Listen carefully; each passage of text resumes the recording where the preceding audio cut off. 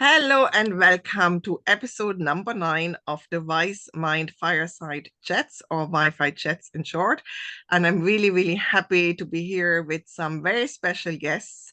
We have Julien, Marcella Sandiford, Leslie DeMello, and Andrew Nelson. So very welcome to today's podcast.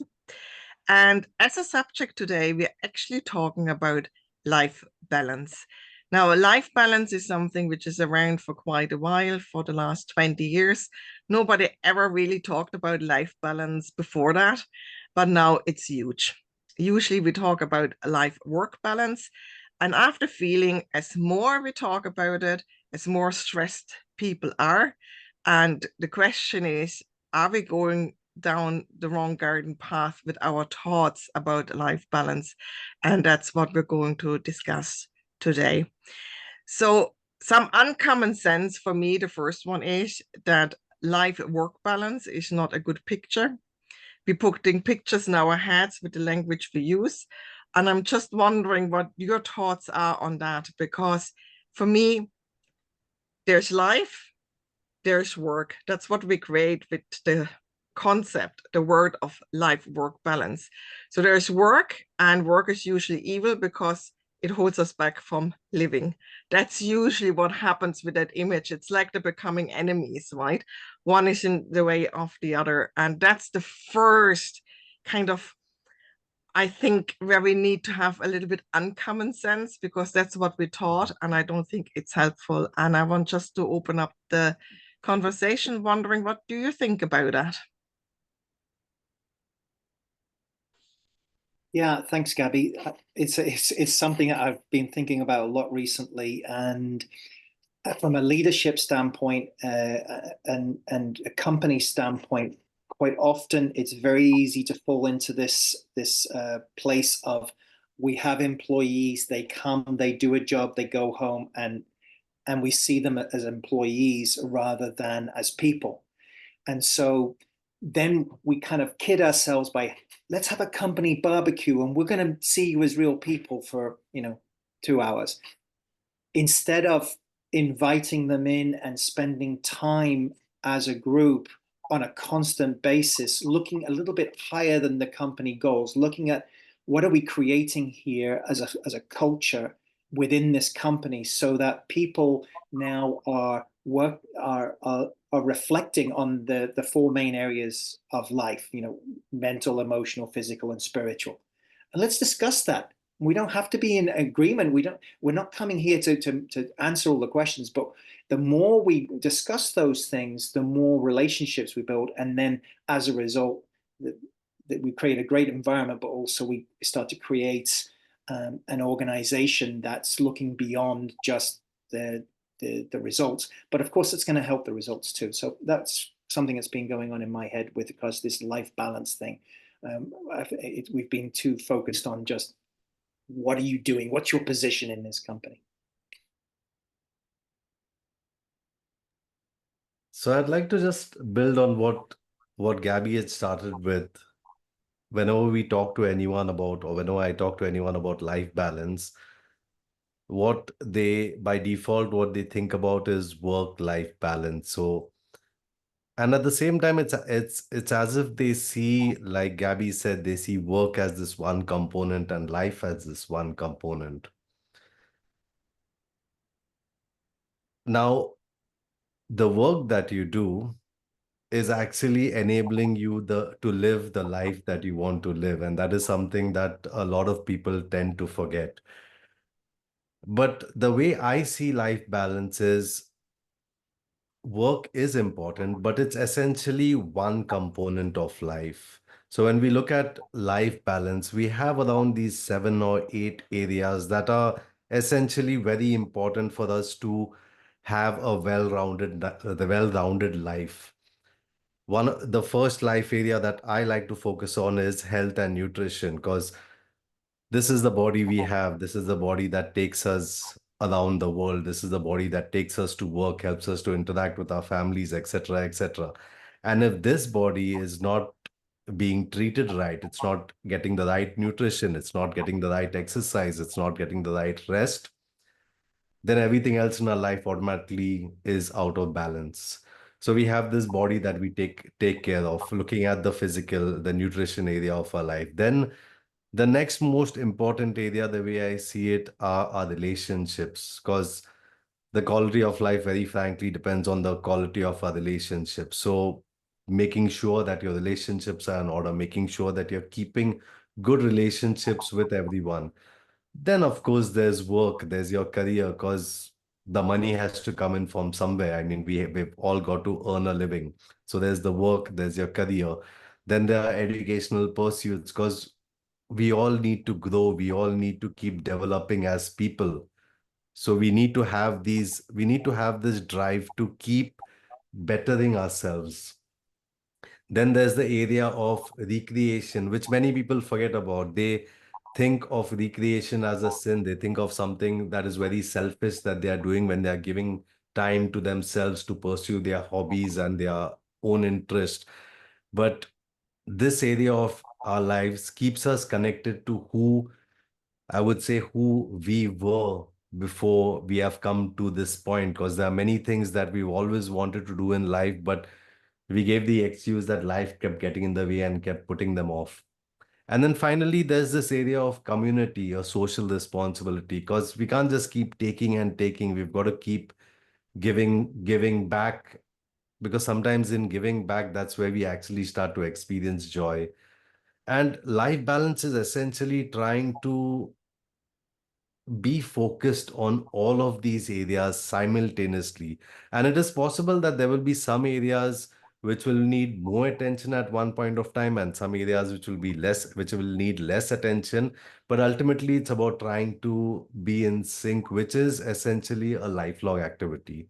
So this is how I like to see life balance, as all these different areas coming together as one. Yeah, and I really like the fact that you said work is just one part of it. And that actually fits nicely in what Andrew said, because, very often we are told, well, you're in work now, and that's it. And you're supposed to function as a worker. But life doesn't work that way. If you have issues at home, you cannot just leave that at the door. We're all human, we're not robots. And Andy has a really good point, because if the leaders are aware of that and they integrate the entire person, the human being in the workplace, and make the workplace just part of their life, meaning we are happier to come to work because we don't feel, okay, now we're in work and I have to forget everything. I remember when I was studying nursing at the time, people said, oh, you need to leave your emotions behind. You can't be thinking too much about what's going on with people. We're not only were told to leave our private lives outside the door, we also were told to not kind of engage with the client and with the patients. And then if I say in an engaging is not being emotionally unstable and cry or whatever, but there's no way you cannot, if you have 5 people dying in the week, there's no way you cannot be affected by it. And that's often forgotten by the leaders, that we are still human beings even when we're work, and work is just part of it. Yeah. Yeah. So, Gaby, I really agree with you and with everybody. Andrew, what Andrew said, that when you work for somebody, the ideal is to embrace the whole person, not, I have to, I'm retired Air Force. So automatically I was thinking of, actually, this is an Army term, but they say, you didn't sign up with a wife, or you didn't sign up with anything else. You signed up for you. So we don't care about your life. We just care about you doing what you're supposed to do. And so many organizations feel the same way, that if you're not making me money, I don't care about anything else. And that's really not the way to run an organization. And when I think about life balance, like Leslie was saying, there's 7 components. And I think a misnomer is that everything is like a pie, everything has to be equal. But that's not the case, because sometimes one area outweighs all the rest of them. So you might be focused 90% on personal or family, and then the rest on, I said 90, but let's say make it 60%. And then the rest on your work, recreation, and all the other ones. So it all depends on, and then it's fluid. So it all depends on what's going on in your life now and how you adjust your time to meet your needs now.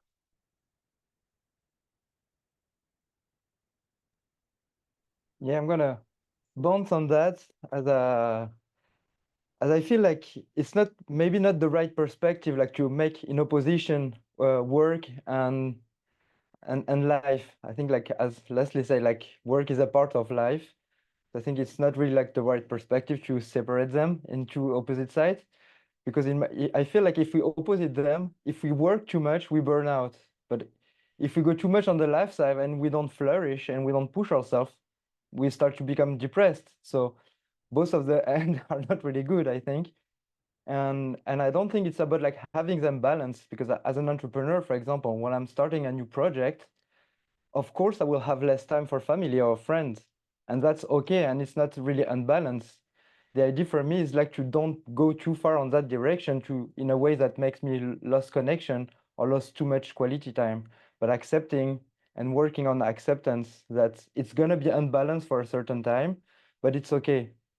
And then I'm gonna go back in period like now, it's summer holiday, and I enjoy spending a lot of time with my kids, and that's also okay. And I have less time available for the work.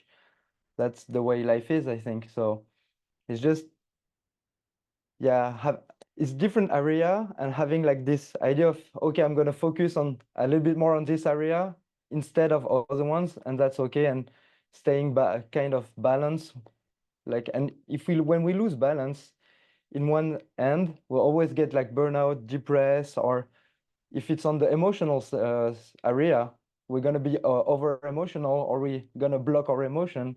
And on the other hand, if we are too much on spirituality, we're going to start to be disconnected from society, disconnected from people around us, because we go in a monastery somewhere isolated, you know? So I think like all the extreme are not okay, and we just have to accept like sometimes I need to focus on one specific area, and that's okay. And also, like as an entrepreneur, I enjoy like overlapping. For example, I used to, like, if I want to spend time with friends, I enjoy working with friends, so we can have like quality time producing something together, and I have like friend time in the same time that I have work time. So that's a good stuff, you know. So sometimes we can like work on life balance, but making overlap on areas. Yeah, I liked what you said there, because it's true, and you both touched on it. That's another misconception, what Marcella and Julien talked about, that we think it needs to be a pie chart and all segments should be equal, because that's what they do usually when they work with clients like life coaching. And it's actually not possible, and it shouldn't be that way, because we all have to prioritize. And I think the trick is just to revisit our life balance all the time and say, okay, what do I need to prioritize now? What's important now? What needs to step back? And that's the way to move forward. Now, saying that, I want to actually pick up on something Leslie said earlier, and that's our health. The one thing I always find with myself, as much as some of my friends and family, that we take for a very, very long time our health for granted. So when it comes to life balance, very often we prioritize for 20, 30 years everything else but the health, right? To a point where I even didn't go to checkups because I had no time, right? Never mind eating healthy, or I have no time, I just have a takeaway, or it's okay if you do it once or twice, but if you do it for 2 months because you have busy season and that's a regular occurrence, maybe not a wise choice. So how about the health? Are we actually always putting health at the bottom of the list? Or not always, but a lot of the time. Now, what essentially happens is when we are in this mode of work and life, we are not paying attention to all these things. And most people only start looking at their health when there's a health scare. But if from the beginning itself you start to pay attention to this component, and essentially it's not about doing a lot, it's just about making sure the basics are done. The basics in terms of getting between 30 to 60 minutes of exercise in a day, drinking your 6 to 8 glasses of water, making sure you get your 8 hours of rest.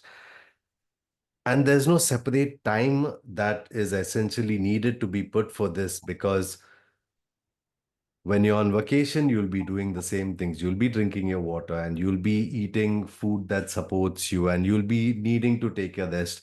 Whether you're at work, you'll still be needing to drink your water at work. You'll still be needing to eat nutritious food at work. So it's kind of health and nutrition, even though we look at it as a different area, it actually pierces through all these different areas of our life. And it's always a good practice to not wait for the time where you're actually forced to take care of it. Because sometimes by that point in time, it's actually too late. Start looking at it now. Start doing what needs to be done. You get your 8 hours of rest, or maybe 6 to 8 hours of rest. It is guaranteed that you will be able to perform well at work. It is guaranteed that you will be able to focus on your educational pursuits. It is guaranteed that you will be able to show up 100% for your friends and family. So it's about letting that area of health move through all the different areas of your life, no matter what you're doing. Whether you're busy setting up a company, like Julien says, you're busy setting up a company does not mean that you neglect this area of your life. Because you exercise, your mind is focused, your body is strong, you're able to focus better on what you're doing. Or you're on vacation, you rest well, you eat well, you're able to enjoy your vacation better. So it doesn't matter which area of life you're in, ensuring that you're paying attention to your physical health, to your nutrition, will give you the benefit in all the different areas of your life. Yeah. Leslie, So go ahead, Marcella. what I hear you saying is the health aspect is you have to kind of make it kind of like innate. Like, this is my life. I exercise. I'm consciously eating healthier foods. I take care of myself, so that it's not a part really of the equation of life balance that you automatically do those things. And that is really good, because I'm telling you that for me, now I am definitely way more health conscious than I used to be. But like Gaby was saying, I've always, even though I'm retired Air Force, I've always had, well, I won't say always, but most of my life, I've had a issue with working out, But that's part of self-love, self-care, is to make sure you get exercise, right? And doing everything that you said causes us to live a more effective life, a life full of self-care and self-love. And I don't think that we consciously are aware of the connection. Go on, Andy. Yeah, thank you. Yeah, I think you're spot on there. We're not consciously aware of a lot of these things, and Leslie was talking about the physical side of things and how we do things to make sure that we grow in the physical area. And from my experience, for a long time, I tried from the emotional side and the mental strength side, I was focused more on understanding the knowledge of it, but I didn't do the work of it, the working out. And that it has been depressed or pushed down over the years, because we're looking at these bigger, goals of success and all of this kind of stuff. And so then we know about emotional intelligence cognitively, but we've got to take it down in deeper. And that's obviously one of the reasons why we're all in Achology, is we're trying to find out. And that's where the real balance starts to come in, because now we're not just focusing on how do I look and what do I know, but what do I know about me? So that's an area I feel there's an awful lot of opportunity. Yeah, and I want to add on it, like why people are not aware. I think like sometimes there is also like this question of urgency when we have to prioritize to do a choice, like do I work on my company, or do I do my work, or do I take care of myself? And sometimes, like, because we take our health for granted, we just say, oh, okay, I'm physically fine. I'm just gonna eat what I can, and without caring if it's healthy or not.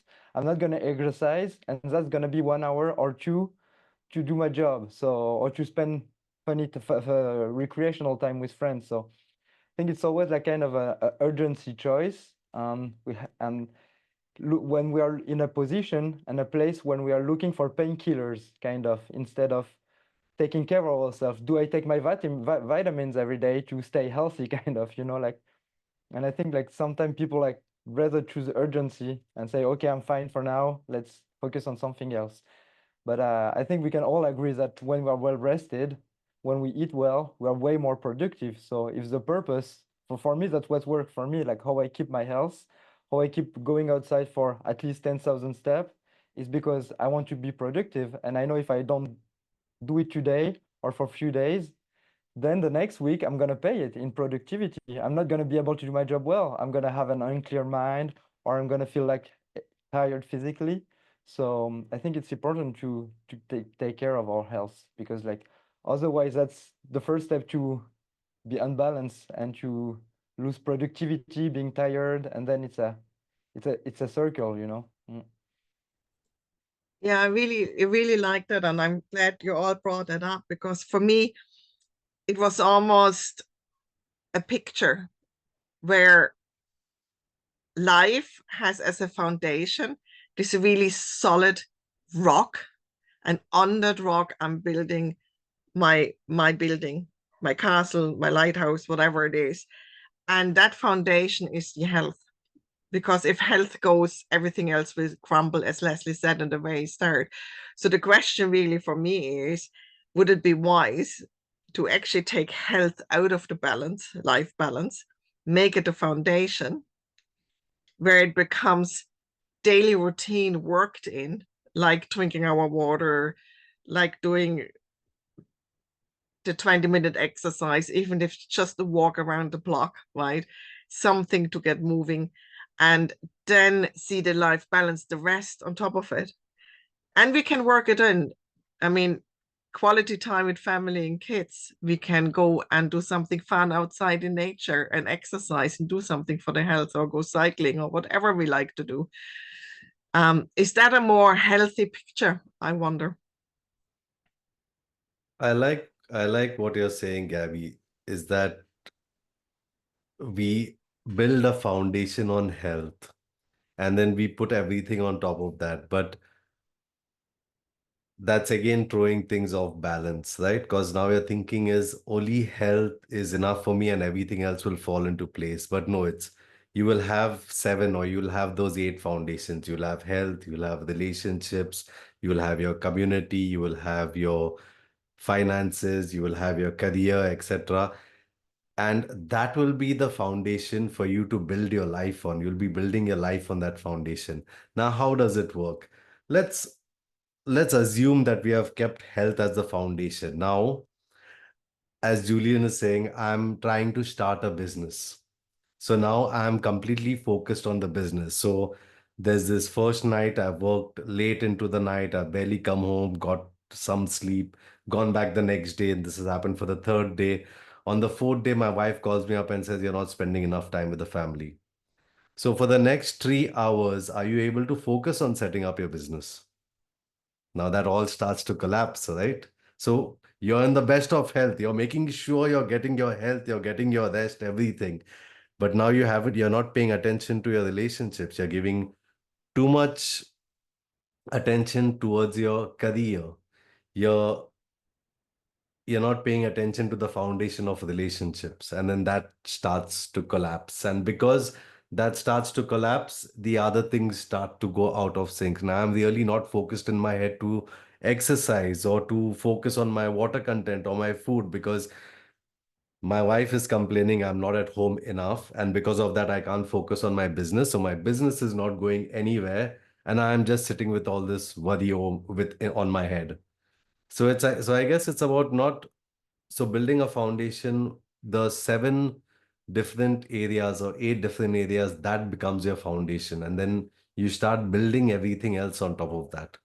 I think that would be a better way to think about it. And they are all important. They are all important. We may, for example, we may think, okay, why the importance to spirituality? Why do I need to give importance to spirituality? I mean, I'm focusing on my career, I'm focusing on finances, I'm focusing on my health, my relationships. But then sometimes it's just knowing that there's something that is controlling everything, and you don't need to be in control all the time. That in itself can be very relieving. So it's all 7, at least that's what we are focusing on now, these 7 different areas. Your thoughts?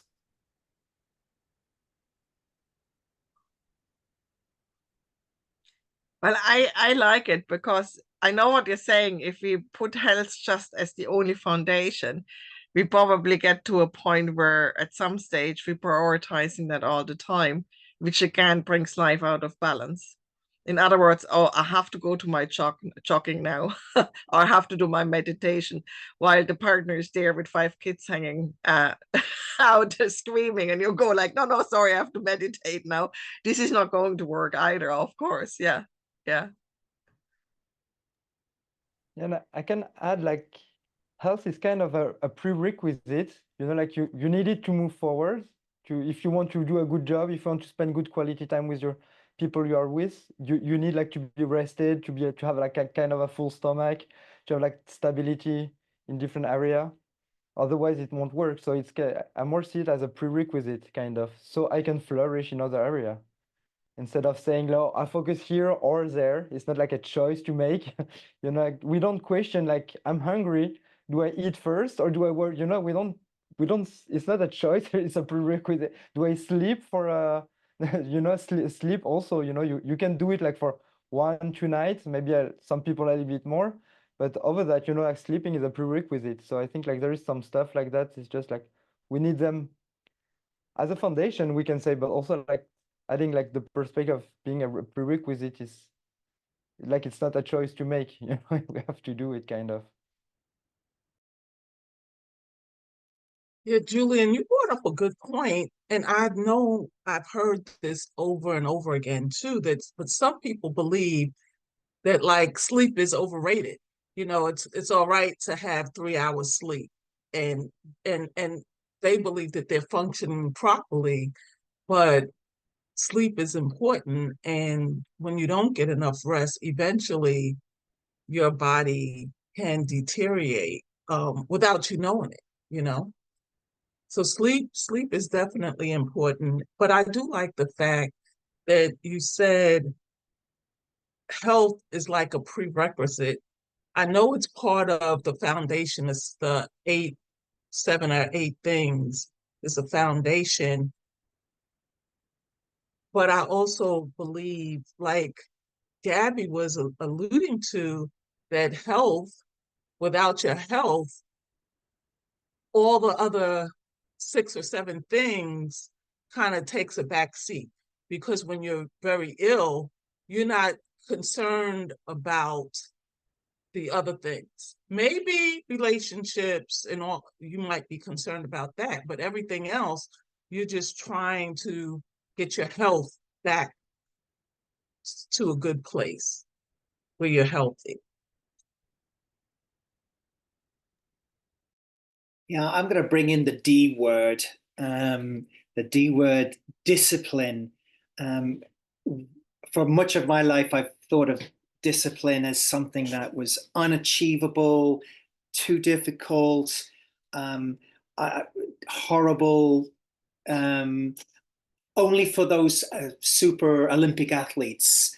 But what I'm seeing in sports people right now is I'm seeing a lot of growth in the personal area, the feeling of not only do I need to try to be this super athlete, blah, blah, blah, but also in order to be that super athlete, I need to be at peace with who I am and my identity.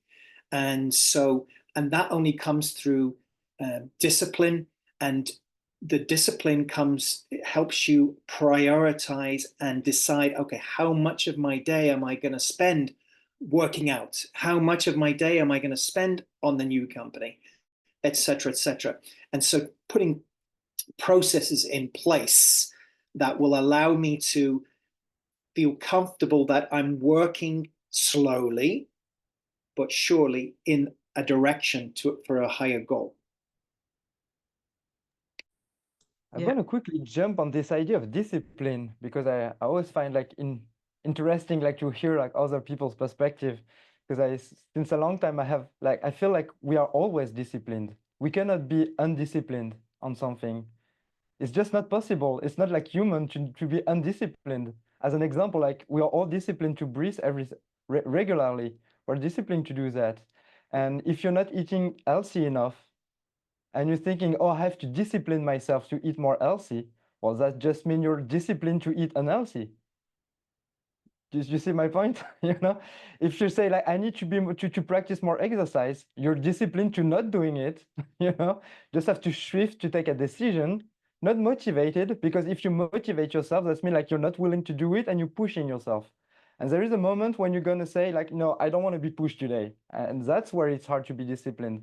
But when you shift, just instead of pushing yourself with motivation, when you're just accepting that I'm always disciplined, I just have to choose in what I'm disciplined. Am I going to keep doing like discipline in unhealthy food, or am I going to be like disciplined with healthy food? I think it's more a question of choice. Absolutely. And quite often our brains have been set up to think on the negative. I need to lose weight instead of I need to work towards my optimal self, which is a much more positive way of looking at it. So yeah, we are disciplined, ill-disciplined and well-disciplined, depending on the area, but we need to make that shift from our typical I'm not good enough mode to I can be mode. Yeah, thank you. That was helpful, Julien. Yeah, that's really, really good. So we're coming to the end of the podcast. So I just wonder, maybe a few last words from everyone. What do you do to keep your life in balance?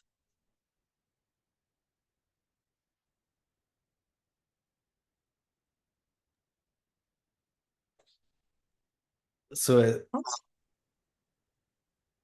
Go on, Leslie. so essentially, firstly is taking stock, trying to become aware whether your life is in balance or not. So looking at these different life areas and seeing where you are currently, becoming aware, because the point towards any change is awareness. Once you become aware, then you could possibly try to imagine how you would like that life area to be. How would you like your health to be? How would you like your relations to be? How would you like your work to be? How would you like your career to be?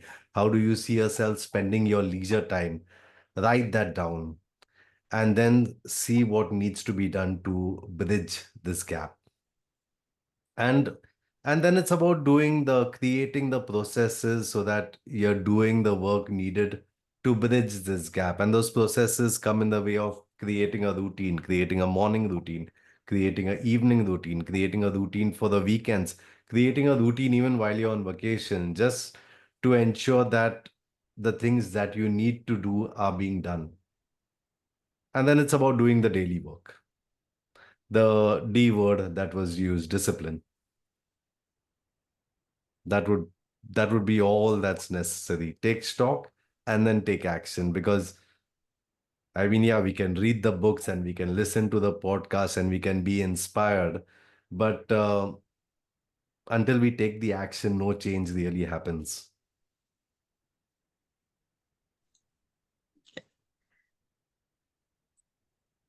That was good, Leslie. You took a lot of what I was going to say, and that was being aware. You know, when you posed the question, Gabby, I thought about an area like, and I mentioned this in another event, that my husband, if I don't spend enough time with him, he gets kind of cranky. So I know that I have to put that in there. And I'm aware of that. You know, in the beginning, I wasn't aware, and I was wondering, you know, why is he so cranky? And then I observed it, and I'm like, I'm not spending enough time with him. And sure enough, when I decided that I need to spend more time with him and I did it, the crankiness went away. So it's definitely being aware, looking at the 7 or 8 areas and deciding. And what I do is deciding what areas am I going to tackle this week. Some of them you have to do on a daily basis, but not all of them. And where am I going to put my time? We all have 24 hours a day. We definitely need to get sleep. So where am I going to allot my time this week to meet those areas? Yeah, and I'm gonna continue on what you just said, Marcella, when I checking myself to do this choice and prioritizing my activities, I'll always like check out like about self-esteem. Like if I do this choice, will I feel like more self-esteem for myself? Like in your example, if you choose to stay at work instead of spending time with your husband, like will that boost your self-esteem? Will that strengthen your connection with your husband? If the answer is no, then the choice is easy. Like that's not what I want. But I always like check if this is going to put me down or if this is going to help me to move like toward a goal, even if it's unbalanced at the moment. Like if it helps you move toward a goal, it's okay. Yeah, just with self-esteem also. Yeah, and you guys have been helping me kind of formulate my thoughts, and that is quite often for me. I have given up many times on finding a life balance because there's just so many things going on, and there's all these excuses, and so I give up before I start. And what we need to realize is, like as several of you mentioned, reflection. We need to reflect more often, awareness, but we need to understand that, oh, there's all of these things to do. It's like work, but life should be enjoyed. And that doesn't mean by just eating donuts. No, it means by looking to see what your ideal self is. And that can be quite inspiring. And then deciding, okay, what are the things I need to reflect on and do, even if it's just for a few minutes every day, just to get those processes in place, because quite often it can be daunting trying to get this life balance when you've got so many things going on. Some people have got 2 jobs, they've got kids at home, they don't have an awful lot of help. Okay, just take a couple of minutes just for yourself and just build that out. Build that out. Don't expect too much too soon, and just have that ideal self in the back of your mind and work on it just a couple of minutes a day. Thank you very much, everybody, for your wonderful, wonderful thoughts, insights, sharing. And that was episode number 9. And if you want to get in contact with any of our guests, the emails are in the notes, and contact them. Don't be shy. And it's always good to have a chat about life balance if we feel it's out of balance. That's it, and have a good day.